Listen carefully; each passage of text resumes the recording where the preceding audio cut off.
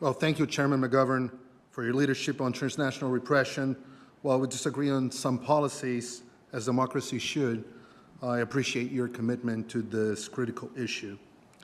My first encounter with transnational repression began in 2019, when Brazilian authorities decreed my preventive arrest in a highly politicized case involving President Trump.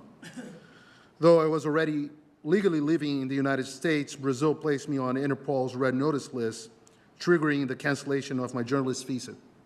ICE agents took me in handcuffs to Chrome Detention Center in Florida for 17 days in a case later terminated by Brazil itself. I spent over $1 million on legal fees and endured years of immigration court battles. In 2022, Supreme Court Justice Alexandre de Moraes, Brazil's current dictator masquerading as a judge, targeted me again for reporting inconvenient truths.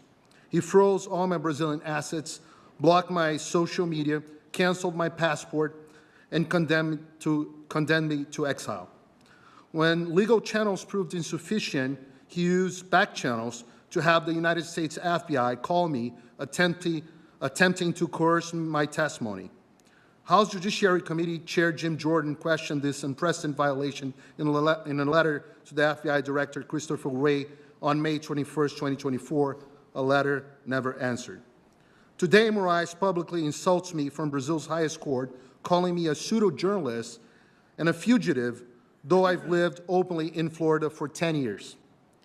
He claims there is a secret arrest warrant against me, and I cannot defend myself because I have not been formally charged, and that I don't even know if I've been placed on Interpol's list again. My case is not isolated, but part of a systematic campaign.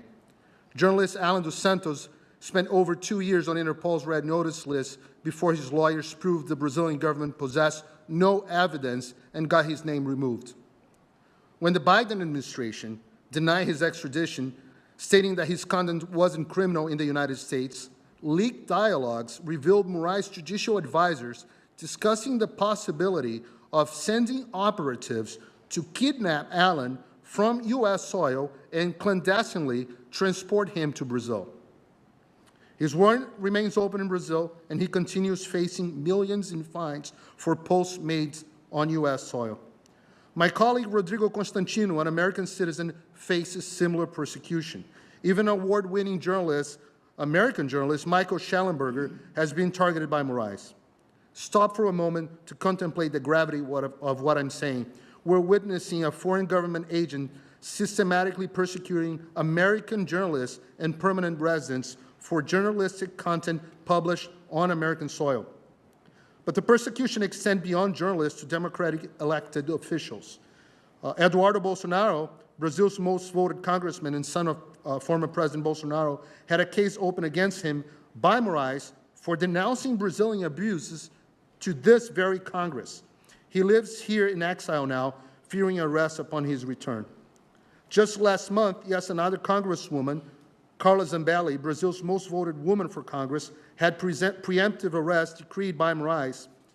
She was in the United States for medical treatment, but managed to reach Italy, where she holds Italian citizenship, before being placed on Interpol's red notice list. Sadly, 2 days later, the State Department canceled her U.S. visa.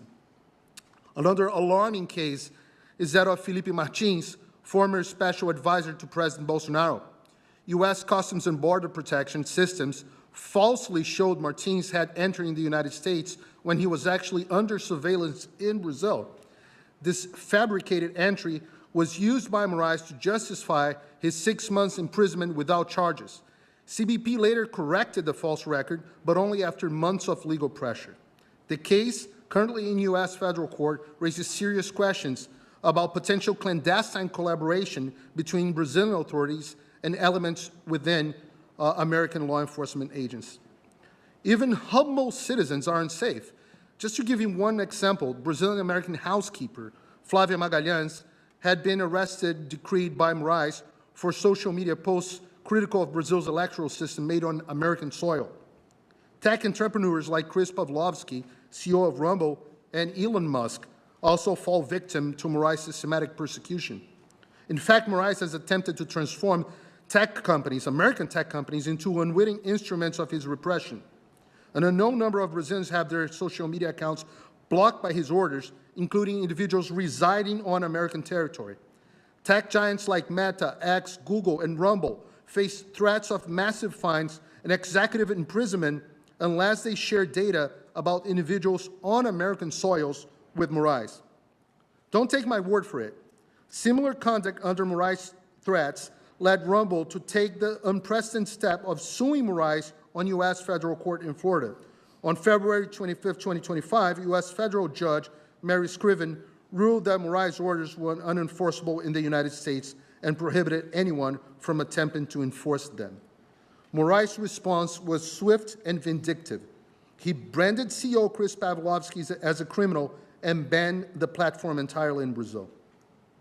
This weaponization of corporate fear contributed to X's temporary departure from Brazil in 2024, with Elon Musk remaining under investigation and even the unrelated company SpaceX being targeted. Faced with such retaliation, other companies like Google and Meta simply comply with Moraes, despite formally recognize the illegitimacy of his orders. The implications for national security are staggering.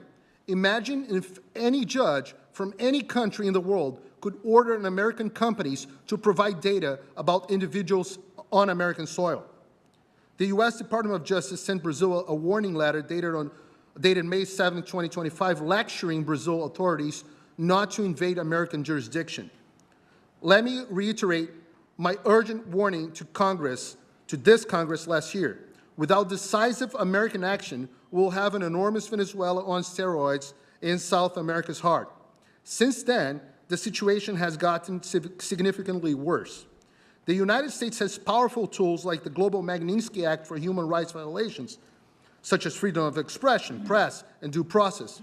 So I urge this commission to recommend sanctions against Moraes within the next 30 days. However, these actions are insufficient. We need legislation specifically targeting transnational repression, a bipartisan imperative. This commission should also recommend that the government should also stop considering Interpol red notices for visas, pressure Interpol to adopt rigorous criteria for politically motivated cases, and create asylum exceptions for transnational repression victims. When foreign courts override First Amendment, when U.S. citizens are silenced on American speech, when our systems are manipulated against dissidents, we face an assault on American sovereignty and constitutional democracy itself. Thank you for your attention on this critical matter. I welcome your questions. Well, thank you very much.